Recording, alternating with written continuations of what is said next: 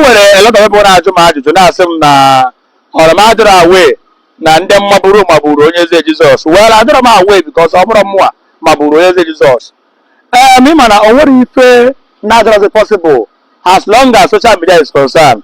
The reason why I'm not too much concerned about the kidnap onye eze Jizọs or the kidnap rebel. Number one reason bụ that a lot of people na-emezi prank now. Pastor na-eme prank, dibia na-eme prank, content creator na-eme prank, bloggers na-eme prank. Onye ọbụla nọ gịnị nọ na world of prank.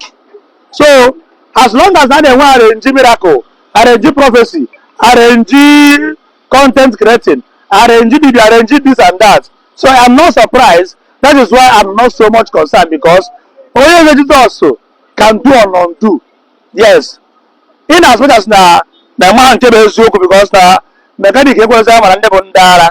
Ịma na ofu onye bịara na-eti mkpu na-asị na ya na-agụ na ya na-agụ na ya na-agụ na ya na-agụ.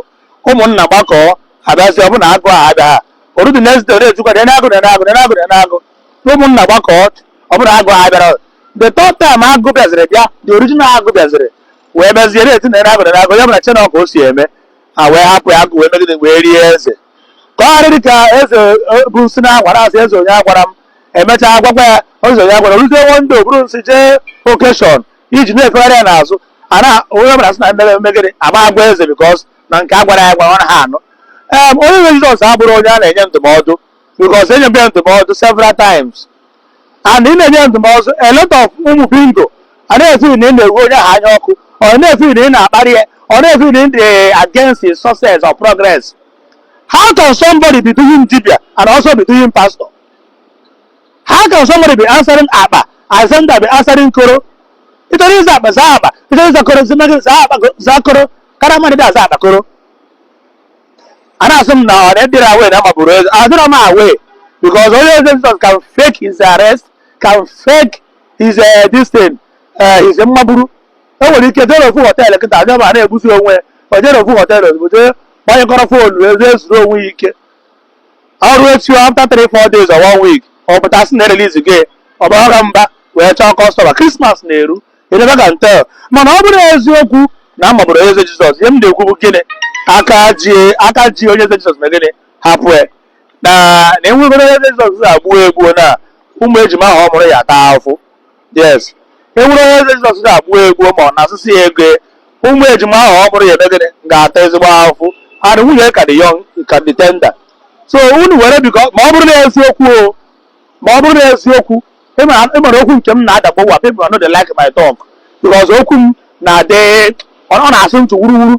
Mana emechakwa anya bụrụkwa eziokwu. So ọ bụ na eziokwu na ya magburu eze Jizọs, biko nụ hapụ na ya. Ọ bụ na obere ego na-anara ya ego, because na major thing na bụ onye eze Jizọs mere na Facebook mere o ji eme attract ndị iro bụ na it's not quite too long. Onye eze ji were ego ochie video of 2 years jere repost ebe a na-efe ego na this hard time ka ị na-efe n'ego elu. Na this hard time ka ị na-repost old video, you are telling people na iji ego.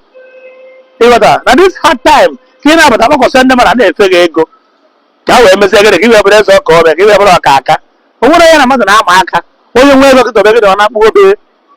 Ama m ndị nwetara big gym, nwetara hilos, ha na-akpụo were Sienna na-agbagharị, were keke na-agbagharị, were shuttle bus na-agbagharị. Ebe were gịnị papụrụ low. Mana ịbụta na-efe ego elu megwuo vidio ọ bụ na enye gị egbe ọ bụ na efu eji egbe okwu okwu megide gị nara egbe ya je nkaji si edi egbe. Nonsense talk. At times ọnụ dị dangerous. A na-eji ọnụ anyị kwutere onwe anyị mma, were ọnụ na-ekwutere onwe anyị gịnị njọ. A na-eji ọnụ etubo onwe anyị n'ịla n'iyi. So okwu wee bụrụ n'ebe o biri nkenke tupu m ara ndụ ọgbụgbụra. Ọ bụ na eji onye eze Jizọs true na ọ bụrụ onye ma fake hize mmaburu, biko na hapụ na ya for the sake of ụmụ ejime, for the sake of pịrọpịrọ ewetara, for the sake of pịrọpịrọ they get the too tender ewe widow or the too tender na amaburu die. Mana ọ bụrụ na asị agarịcha bụrụ na asị mana gwa dị iji ndị kidnap ụgwọ. Yes, ọ bụrụ na asị na-eburu gị na ị mere faking ka ị wee bụ chase cloud wee kwuo miracle na ịpụtara mee miracle ndị oyi hapụghị ndị kidnap hapụghị ịpụta ka ị wee bama wee chọọ kọstọma na Disemba. Ọ bụ na asị ịma na onye ezi ime gịnị ịka ji ndị kidnap ụgwọ ka nke a bụrụ ihe mmụta nyere unu. Ya gazie.